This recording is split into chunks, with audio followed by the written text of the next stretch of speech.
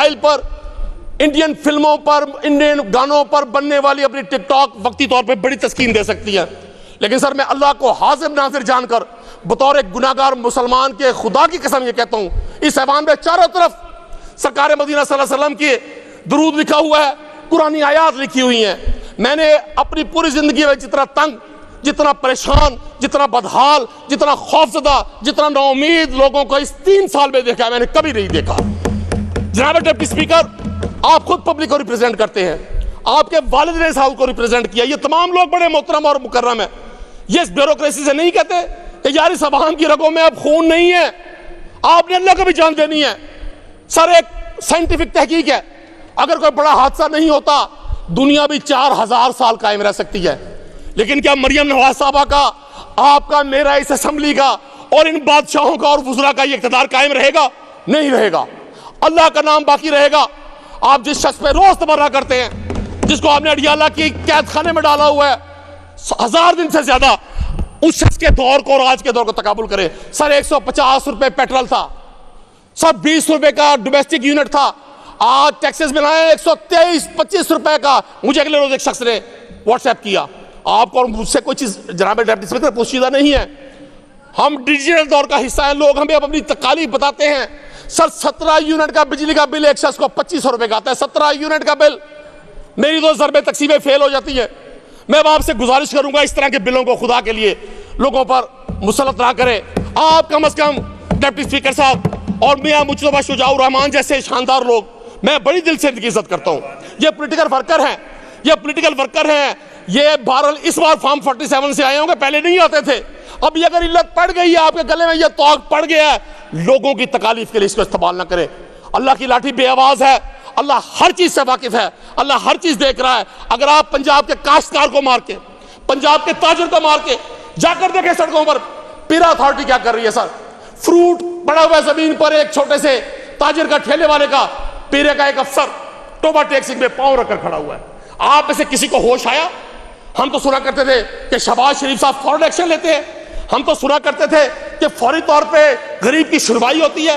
आपको ये social media पर सिर्फ ये नजर आता है।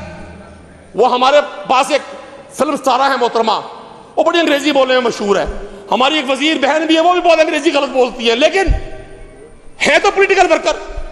काश वो ये देखें कि आम आदमी की जिंदगी में हो क्या रहा है, वो अपनी टीम को समझाएं, आप अपनी हुकूमत को समझाएं कि लोगों के साथ इस पंजाब को, सर ये यूएई नहीं है, ये पाकिस्तान है, ये 7 रियासतों के इज्तिमा नहीं है, पाकिस्तान एक मुल्क है। ये सब्ज़ लाली परचम और ये मोहम्मद अली जिन्ना रहमतुल्लाह अलैह, इन्होंने ये मुल्क बनाया, गिलगित से लेकर कोयटा तक और कोयटा से लेकर शुमाली इलाका जात की पहाड़ियों तक, ये एक मुल्क है। हम पंजाब को कैसे सेपरेट कर सकते हैं?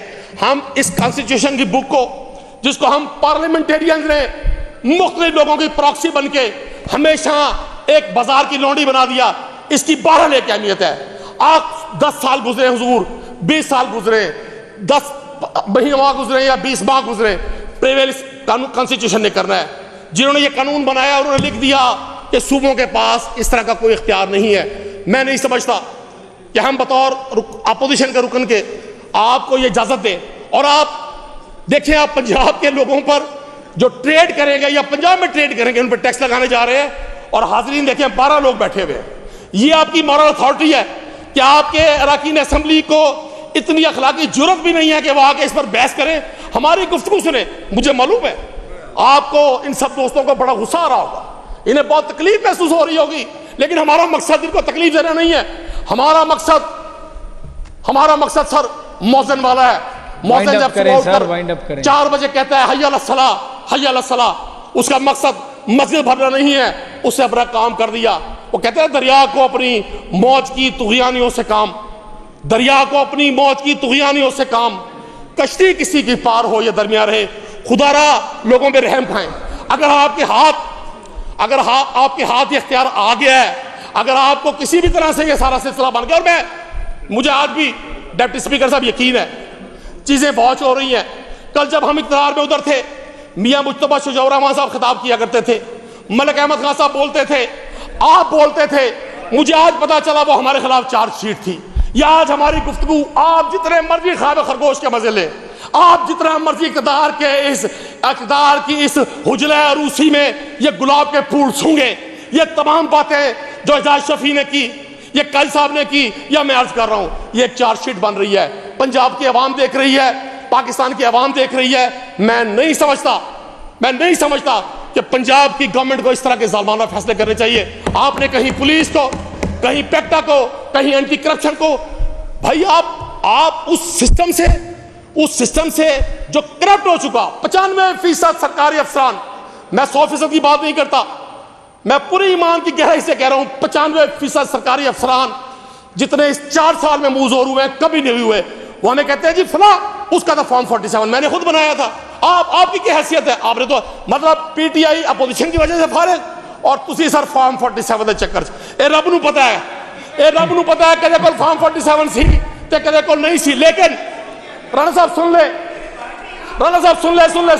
आप बोल लीजिएगा ना, जानी बोल लीजिएगा, आप बोल लीजिए। डिप्टी स्पीकर साहब, मैंने गुजारिश करनी है, मैं यही चाहता था कि पंजाब के लोग देखें कि ये सच सुनकर इनको कैसे तकलीफ होती है, ये सच से किस तरह इस्तेमाल करते हैं। बिल्कुल नामुनासिब है ऐसी बात। डिप्टी स्पीकर साहब देखें, मैं आपको गुजारिश करूंगा, यकीन करें, मुझे यकीन नहीं है, वो लंदन में एक सियासी जमात का बानी बैठा हुआ जिसकी आवाज नहीं आ सकती, उसका मीडिया में एक फिक्रा चल रहा था, मैं यहां नहीं कहूंगा, मैं सनौला मस्ती खेल नहीं बनूंगा। उन्होंने कहा था ये इस मुल्क में आगे फिक्रा आप सुन ले, क्या ये इस पंजाब में क्या चल रहा है, मैंने खाली जगह छोड़ दी है, आप जाके यूट्यूब में सुनिएगा एमकेएम के बानी ने क्या फिक्रा कहा था। इस मुल्क में, इस सूबे में ये जो कुछ आप कर रहे हैं लोगों के साथ, आपका ये सलूक तारीख लिख रही है। अब की बार ऐसा नहीं होगा, अब की बार ऐसा नहीं होगा कि इक़्तिदार आप पे तवील अरसे तक बैठा है। हमें भी लोग कहते थे 2028 तक का प्लान है, जमीन बोस हो गई सर, मैं इसकी मुखालफत करता हूं। मैं आपसे बतौर अपोजिशन रुकन के अपने तमाम भाइयों से आजी और इनके के साथ गवर्नमेंट बेंचेस पे रिक्वेस्ट करता हूं कि सर आप हलकों से आए हैं, आप पब्लिक के रिप्रेजेंटेटिव हैं, यार लोगों पे इतना जुल्म ना करें यार लोगों पे तर्ज खाएं, लोगों पर अल्लाह के लिए तर्ज खाएं। ये पाकिस्तान इसलिए नहीं बना कि इसको चंद लाख लोगों के घर की लौंडी बना दिया जाए, लोगों का खून चूसा जाए, लोगों पर जुल्म और जबर किया जाए, लोगों के घरों का चूल्हा बुझाकर, लोगों के बच्चों को भूखा मार के, लोगों के बच्चों को तकलीफ देके, चंद लोगों के। बस कर दें सर, मेहरबानी जी। सैयद रिफत महमूद साहब या सरदार साहब? जी सरदार साहब।